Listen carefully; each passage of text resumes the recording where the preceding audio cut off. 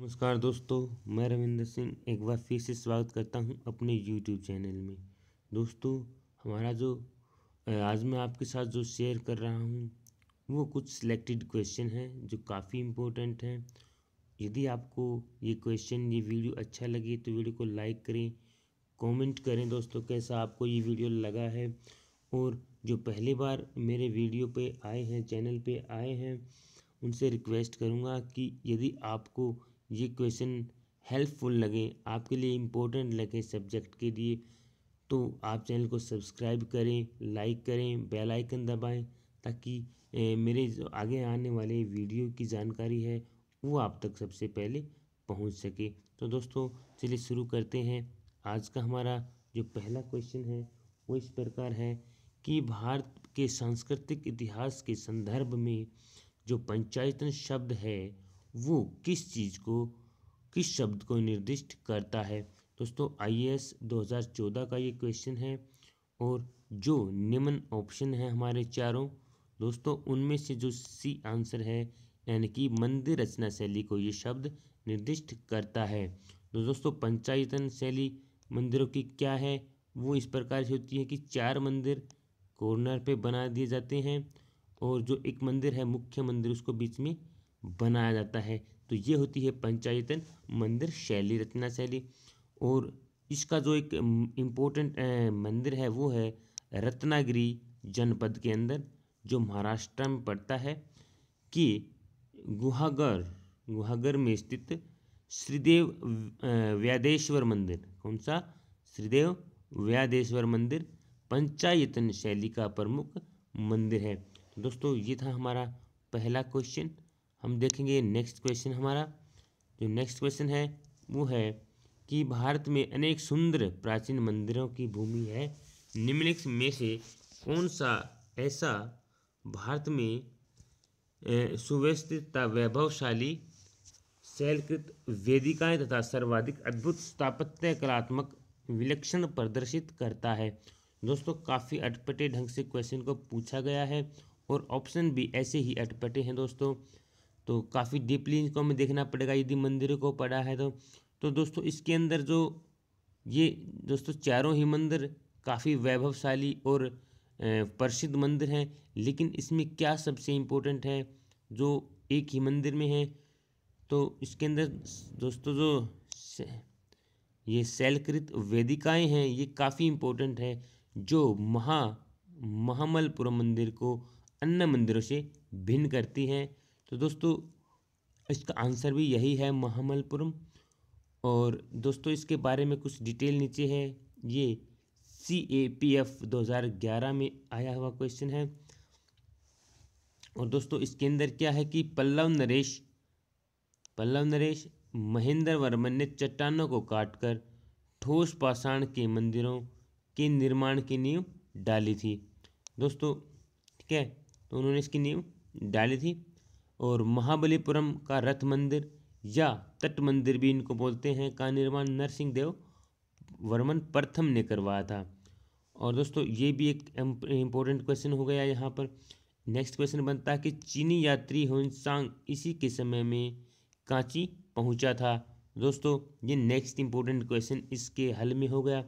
और जो लास्ट है कि नरसिंह वर्मन ने कुल 8 रथ मंदिरों का निर्माण करवाया था, जिनके अंदर दोस्तों जैसे भीम रथ है, अर्जुन रथ है, ये नकुल सहदेव है।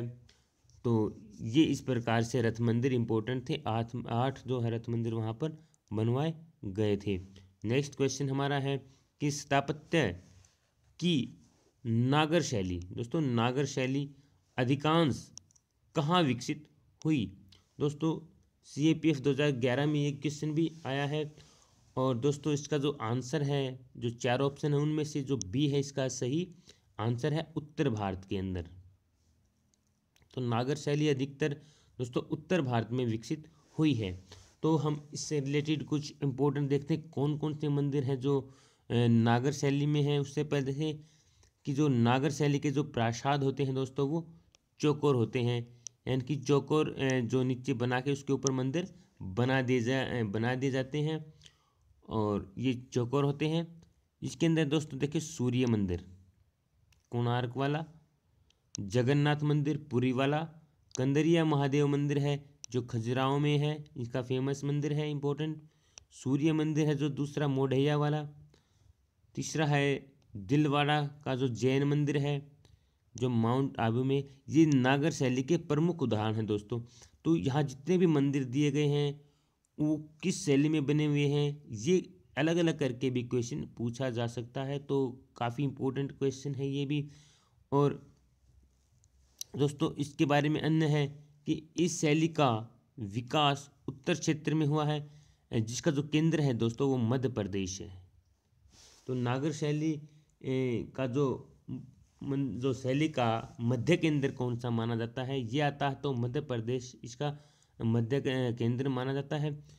तो दोस्तों इसके अलावा इस शैली का विस्तार बंगाल, उड़ीसा, गुजरात, महाराष्ट्र तक ये है फैला हुआ था, लेकिन मध्य में था मध्य प्रदेश। दोस्तों ये था हमारा। इससे देखते हैं नेक्स्ट क्वेश्चन क्या है। नेक्स्ट क्वेश्चन हमारा है कि एक जो मिलान है वो हमें करना है, तो किस प्रकार से है दोस्तों। एलिफेंटा की जो गुफाएं हैं, एलिफेंटा क्या है दोस्तों, वो गुफाएं हैं। तो एलिफेंटा को हम मिलाते हैं गुफा के साथ। उसके बाद क्या है श्रावण बेलगोला। तो दोस्तों ये क्या थी, ये एक मूर्ति है, ठीक है। तो आगे देखेंगे कि ये मूर्ति किसकी है, क्या है, कहाँ है। नेक्स्ट हमारा खजुराहो। खजुराहो में क्या है दोस्तों, तो खजुराहो के हैं दोस्तों मंदिर। तो खजुराहो के हो गए मंदिर। और जो लास्ट ऑप्शन हमारा है सांची। दोस्तों जो सांची है हमारा वो हो गए स्तूप। तो ये था हमारा ये वाला क्वेश्चन। इसमें हम देखते हैं क्या है कि एलिफेंटा प्रसिद्ध गुफाओं का नाम है, ठीक है दोस्तों।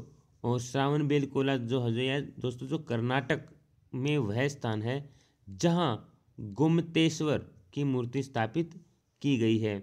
और यह है खजुराहो चंदेल राज्यों द्वारा विकसित प्रसिद्ध मंदिर है और सांची अशोक के द्वारा बनाया गया प्रसिद्ध स्तूप है। तो ये था हमारा ये वाला क्वेश्चन।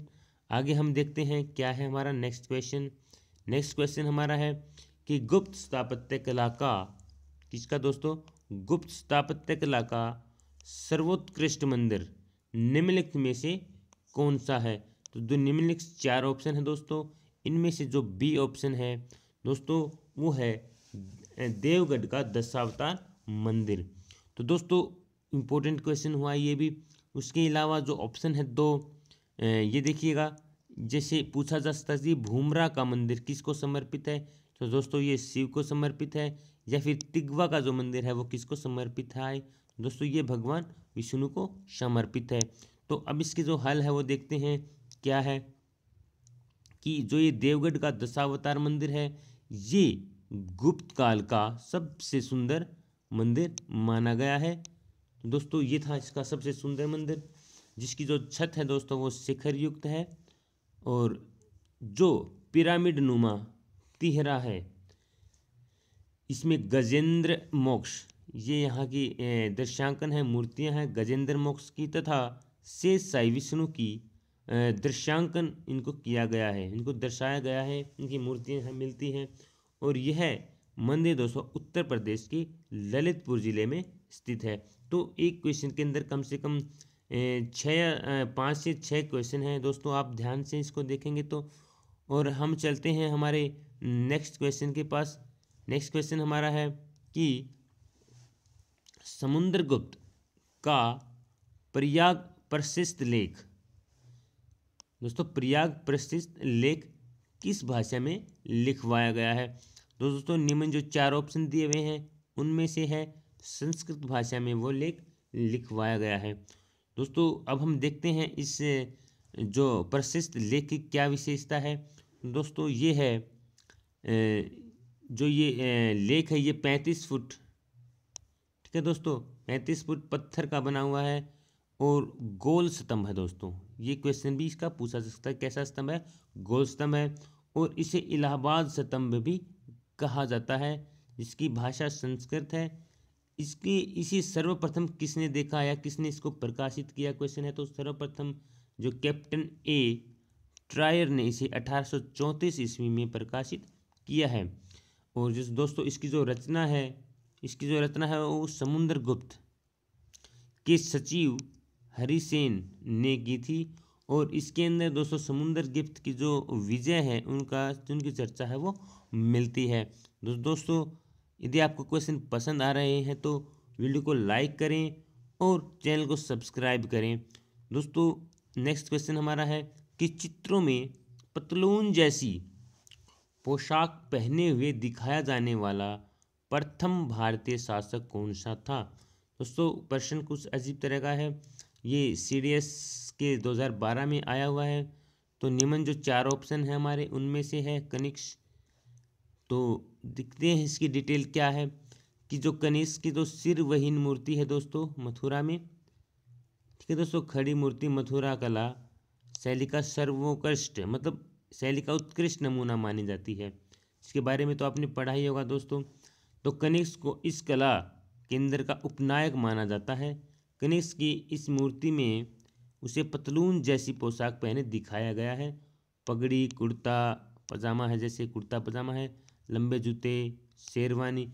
दोस्तों यहाँ देखते हैं कि शेरवानी का प्रचलन करने का श्रेय शक व कुषाण शासकों को जाता है। तो दोस्तों ये था एक क्वेश्चन हमारा। हम देखते हैं नेक्स्ट क्वेश्चन क्या है। नेक्स्ट क्वेश्चन हमारा है कि थोड़ा सा जूम कर लेते हैं, इसको काफ़ी है, थोड़ा सा और ले लेते हैं। दोस्तों हम देखते हैं कि निम्नलिखित में से कथनों में से कौन सा एक सही नहीं है। तो दोस्तों ऑप्शन जो हमारे दिए हुए हैं वो इस प्रकार हैं कि कला की गांधार शाखा के उद्गम का श्रेय भारतीय यूनानी शासकों को था, परंतु उस शाखा का वास्तविक संरक्षक कुषाण था। कुषाण में से विशेषकर कनिष्क था। तो ये सही है। जो दूसरा गलत है दोस्तों वो देख लेते हैं कि संघन नक्काशी अलंकृत सजावट तथा जटिल प्रतीकात्मकता गंधार मूर्तिकला की मुख्य विशेषता नहीं है। तो दोस्तों यही इसका गलत है। बाकी नीचे हम दोनों जो सही हैं वो भी पढ़ लेते हैं, कभी आ सकते हैं कि यूनान रोम वास्तुशिल्पी प्रभाव ने बौद्ध स्तूप की संरचना का रूपांतरित किया, या फिर कला की अमरावती शाखा का कलाकारों ने मुख्यतः श्वेत स्फटिक का प्रयोग उसके अंदर किया गया है, पत्थर का। तो दोस्तों हम इसके बारे में कुछ और जान लेते हैं। क्या लिखा है इसके बारे में कि 50 ईसा पूर्व से 500 ईसा पूर्व के बीच गंधार कला का विकास माना जाता है। तो दोस्तों ये था एक क्वेश्चन, ठीक है। दूसरा हम देखते हैं कि इस शैली का विकास यानी कि गंधार शैली का विकास कुषाणों के संरक्षण में हुआ, ये था दूसरा क्वेश्चन।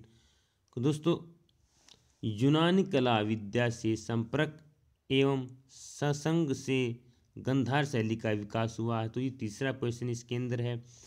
और दोस्तों प्रतिमा शास्त्र की दृष्टि से गंधार शैली की मुख्य विशेषताएं हैं बुद्ध के जीवन की घटनाएं, शरीर की आकृतियों को सर्वथा यथार्थ दिखाना। तो दोस्तों ये इस प्रकार से इसके अंदर काफ़ी क्वेश्चन बन जाते हैं, इम्पोर्टेंट हैं। हम चलते हैं हमारे नेक्स्ट क्वेश्चन की तरफ। नेक्स्ट क्वेश्चन हम देखते हैं हमारा, थोड़ा सा उसको जूम हम कर लेते हैं। तो दोस्तों हम देखते हैं हमारा नेक्स्ट क्वेश्चन किस प्रकार से है, जो है ये है हमारा नेक्स्ट क्वेश्चन कि कनिष्क बौद्ध धर्म की किस शाखा का अनुयायी था। तो जिसका प्रसार उसने मध्य एशिया से सुदूर देशों तक किया। जो ऑप्शन दिए हुए हैं तो दोस्तों वो बौद्ध धर्म के महायान संप्रदाय से संबंधित हैं। और कनिष्क बौद्ध धर्म की महायान शाखा का अनुयायी था। वसुमित्र की अध्यक्षता में, इसके अंदर इंपॉर्टेंट है क्वेश्चन है कि वसुमित्र की अध्यक्षता में कनिष्क ने चौथी बौद्ध संगति का आयोजन कराया था। दोस्तों चौथी बौद्ध संगति का आयोजन किसके काल में हुआ है, कनिष्क के काल में। किसके अध्यक्षता में, वसुमित्र के अध्यक्षता में। कहाँ हुआ, पेशावर के निकट उसने बौद्ध स्तूप का भी निर्माण कराया था। दोस्तों ये था इस क्वेश्चन में इम्पोर्टेंट। हम देखते हैं हमारा नेक्स्ट क्वेश्चन। नेक्स्ट क्वेश्चन हमारा है कि कला की गंधार शैली से किसका संबंध नहीं है, तो इसके अंदर नहीं पूछा गया है। ध्यान रखें ऑप्शन में क्या पूछा गया है। तो दोस्तों काफ़ी अटपटे ऑप्शन इसके अंदर मिलने वाले हैं आपको चारों ही। तो इनमें से खजुराहो का जो संबंध है दोस्तों वो खजुराहो जो है वो गंधार शैली से उसका संबंध नहीं है। बाकी तीनों से ऑप्शनों से उसका संबंध है। देखते हैं कि अजंता एलोरा एलिफेंटा के अलावा लाहौर संग्रहालय में खड़ी बोधिसत्व की मूर्तियाँ, सिक्कों की खड़ी मूर्ति, बर्लिन संग्रहालय में बुद्ध की शांत मुद्रा वाली मूर्ति गंधार कला शैली के उदाहरण हैं। दोस्तों खजुराहो का जो संबंध है वो गुप्त काल की नागर शैली से है। तो इस प्रकार से ये क्वेश्चन हमारा काफ़ी इम्पोर्टेंट है, पजल करने वाला है। तो हम देखेंगे हमारा जो नेक्स्ट क्वेश्चन क्या है। नेक्स्ट क्वेश्चन हमारा है कि किस कला की मथुरा शैली में मूर्तियों का निर्माण हुआ।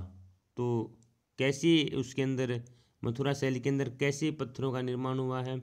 दोस्तों देखिए इसके अंदर जो ऑप्शन दिए हुए हैं वो है लाल बलुआ पत्थर यानी कि रेड सैंडस्टोन के द्वारा बने हुए। दोस्तों मैं आपको बता दूं कि जो गांधार शैली थी, कुषाण के अंदर जो गांधार शैली थी उसके अंदर जो है वो काले और स्लेटी पत्थर का जो इस्तेमाल उसके अंदर किया गया है, हरे और स्लेटी और जो हमारी मथुरा शैली थी उसके अंदर लाल बलुआ पत्थर का जो इस्तेमाल, ये हमारी स्वदेशी कला थी। देखिए भारतीय जो आदमी है उसका जो रंग है मोस्टली ये लाल ही माना जाता है। तो लाल रंग के हम हैं तो लाल बलुआ पत्थर का वहाँ पर प्रयोग हुआ है, हम भारतीय हैं। तो हम आगे देखते हैं इसके बारे में इम्पोर्टेंट क्या है कि जो मथुरा शैली है का कला केंद्र मथुरा था, जो प्रथम सदी में जैन यानी कि मतावलंबी जो जैन धर्म को मानने वाले ने इसको प्रारंभ किया था। ठीक है, ये भी अपने आप में एक क्वेश्चन है कि मथुरा था जो प्रथम सदी में जैन मतावलियों ने प्रारंभ किया था। इस कला में प्रधानतः लाल बलुआ पत्थरों का प्रयोग होता था तथा मूर्तियाँ में देवताओं का आदर्श रूप व्यक्त किया जाता था। दोस्तों यहीं से जो बुद्ध की है जो पहली मानुषी मूर्ति का आविष्कार भी यहीं की देन है।